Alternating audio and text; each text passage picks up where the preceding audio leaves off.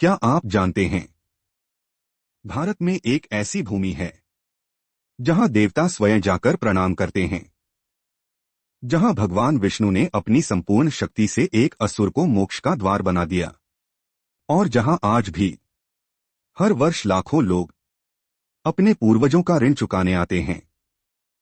यह कोई साधारण कथा नहीं, यह है उस असुर की कहानी जिसने तपस्या से देवताओं को भी झुका दिया, जिसने अपनी देह को मोक्ष भूमि बना दिया, और जिसके हृदय पर आज भी अंकित है भगवान विष्णु का पावन चरण। गया एक तीर्थ नहीं, एक जीवित चेतना है, जहां धरती के नीचे समाधिस्थ है गयासुर और धरती के ऊपर बसती है पिंडदान की वो परंपरा जो 7 पीढ़ियों तक के पितरों को मुक्ति देती है। आइए सुनते हैं वो दिव्य कथा, गयासुर की तपस्या से लेकर विष्णुपद मंदिर की स्थापना तक। एक ऐसी कहानी जो आत्मा को झंकृत कर दे और श्रद्धा से भर दे हृदय। हमारी धरती पर हजारों साल पहले एक ऐसा राक्षस जन्मा जिसकी आत्मा में भक्ति थी और दिल में शांति की आग, जिसे युद्ध नहीं मोक्ष चाहिए था, जिसने अपने जीवन को ही तपस्या बना दिया। उसका नाम था गयासुर। आज हम जानेंगे उस दिव्य कथा की शुरुआत जिसने गया को पिंडदान और मोक्ष का प्रतीक बना दिया। बहुत प्राचीन काल की बात है, जब धरती पर धर्म और अधर्म के बीच संघर्ष चल रहा था। उसी समय जन्म लिया एक राक्षस ने, पर वो बाकी राक्षसों जैसा नहीं था। उसका नाम था गयासुर।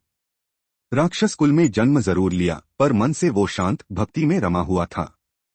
जहां बाकी राक्षस बल से राज करते थे, गयासुर ध्यान से जीता था। जहां दूसरे युद्ध में विश्वास रखते थे, गयासुर आत्मा के शुद्धिकरण में यकीन करता था। उसे इस संसार की क्षणभंगुरता का बोध था। वो जानता था यह जीवन एक यात्रा है और अंतिम लक्ष्य है मोक्ष। गयासुर ने एक निर्णय लिया, वो भगवान विष्णु को प्रसन्न करेगा और ऐसा वरदान मांगेगा जिससे वो स्वयं नहीं अपितु पूरी मानवता को लाभ हो। वो जंगलों में चला गया, पर्वतों पर साधना की, हिम की ठंडी हवाओं में बैठकर मंत्र जपता रहा। कभी वह सूरज की तपती किरणों के नीचे एक टांग पर खड़ा हो जाता, तो कभी महीनों तक केवल वायु का सेवन करके ध्यान करता। गयासुर का तप ऐसा था कि स्वर्ग में इंद्र घबरा उठे। देवताओं को चिंता होने लगी, कहीं ये राक्षस स्वर्ग पर अधिकार न कर ले। देवताओं ने भगवान विष्णु से प्रार्थना की, प्रभु, यह राक्षस असाधारण तप कर रहा है, कृपया कुछ कीजिए। भगवान विष्णु मुस्कुराए। उन्हें ज्ञात था यह कोई सामान्य राक्षस नहीं है। एक दिन गयासुर की आंखें बंद थीं। वो गहन समाधि में था। तभी एक दिव्य प्रकाश प्रकट हुआ। सूर्य मंद हो गया, दिशाएं शांत हो गईं। वो थे भगवान विष्णु। गयासुर ने आंखें खोली। वो भाव विभोर हो गया। उसने सिर झुका लिया। भगवान विष्णु बोले, हे गयासुर, तुम्हारी तपस्या से मैं प्रसन्न हूं। मांगो, क्या वरदान चाहते हो? गयासुर ने विनम्रता से उत्तर दिया, प्रभु, मुझे ऐसा वरदान दीजिए कि मेरे शरीर को जो भी छुए, चाहे मनुष्य हो, पशु हो या कोई और, उसे तुरंत मोक्ष प्राप्त हो जाए। भगवान विष्णु कुछ पल शांत रहे, फिर बोले, तुम्हारे शरीर का स्पर्श मोक्ष का कारण बनेगा। गयासुर ने प्रभु को नमन किया। उसे संतोष था, अब उसका जीवन सार्थक हो गया।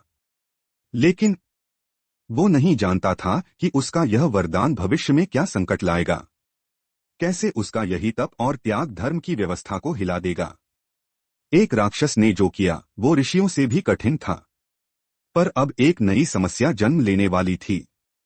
जब पापी लोग भी बिना पश्चाताप सिर्फ गयासुर को छूकर मोक्ष पाने लगे, तो क्या होगा धर्म का?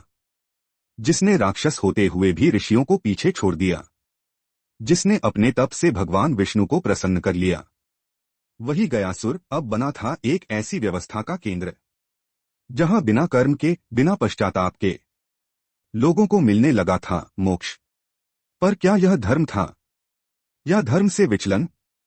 गयासुर को भगवान विष्णु ने वरदान दिया था, तुम्हारे शरीर का स्पर्श ही जीवों को मोक्ष प्रदान करेगा।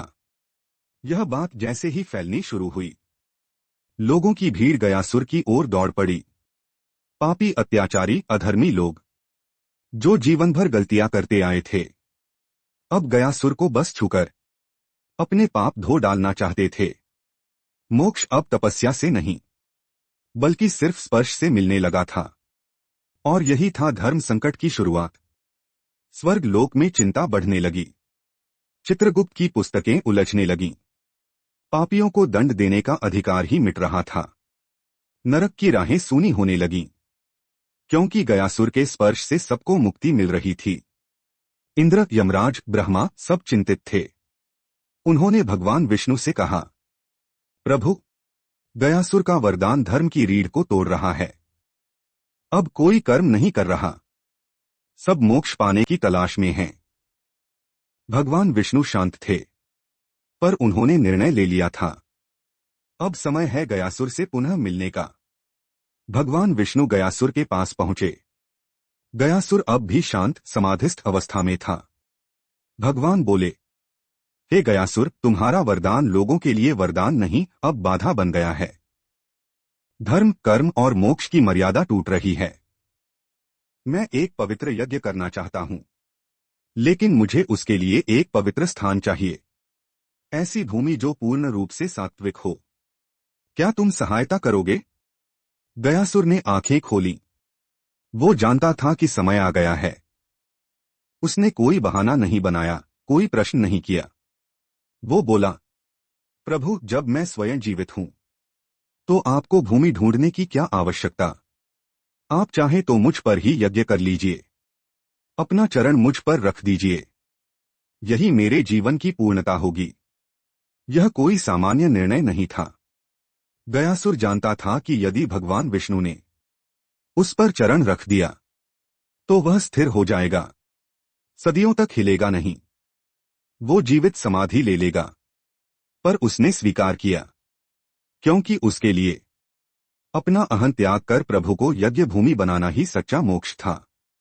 भगवान विष्णु ने अपना कमल चरण गयासुर पर रखा और वहीं स्थिर हो गया गयासुर।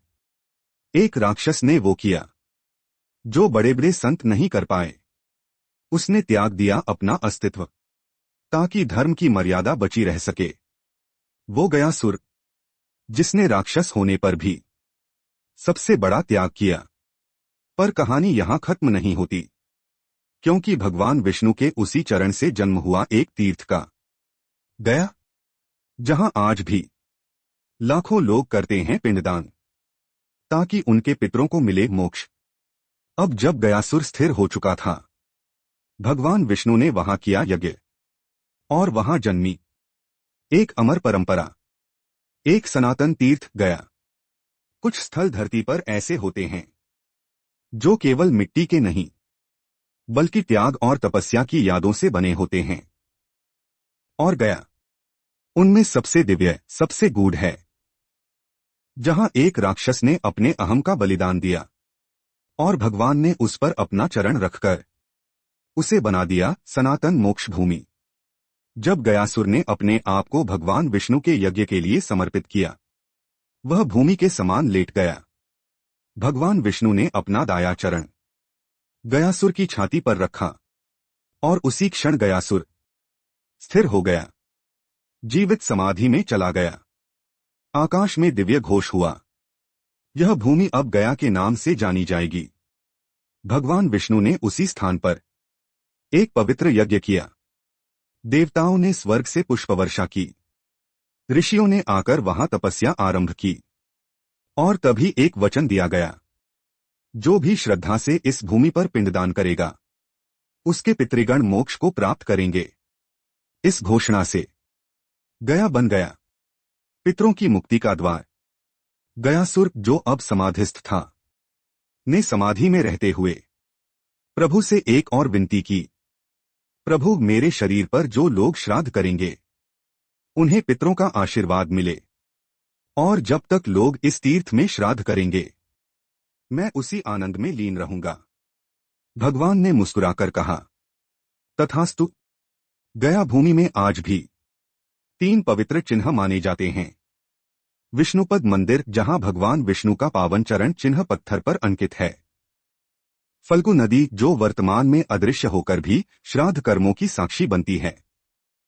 पिंडवेदिया, वे विशेष स्थान जहां पिंडदान कर पितरों की मुक्ति का विधान है। गयासुर हारकर नहीं गया, वो जीते, एक ऐसी विजय के साथ जो अहंकार नहीं, त्याग की मिसाल बनी। जहां लोगों ने जीवन भर जो अपने पितरों के लिए नहीं कर पाए, उसकी भरपाई की एक आशा गया में संभव हुई। हर साल लाखों लोग पिंडदान करने आते हैं, क्योंकि गयासुर अब भी वही हैं, प्रभु के चरणों तले, शांत, समाधिस्थ और पितृतृप्ति का प्रतीक बना हुआ। तो यही थी गया की वो पावन कथा, जहां एक असुर की तपस्या ने मोक्ष का द्वार खोल दिया। भगवान विष्णु का चरण जहां आज भी विद्यमान है, और पिंडदान की परंपरा हर आत्मा को शांति देती है। अगर ये कथा आपके मन को छू गई हो तो लाइक जरूर करें और इस दिव्य कहानी को अपने प्रियजनों तक शेयर करें। ऐसी ही और पौराणिक कथाओं के लिए हमारे channel Lemon Chilli Chronicles Satya Beyond Myth को सब्सक्राइब करना न भूलें और बेल आइकन जरूर दबाएं। मिलते हैं अगली आध्यात्मिक यात्रा में, तब तक के लिए जय श्री हरि।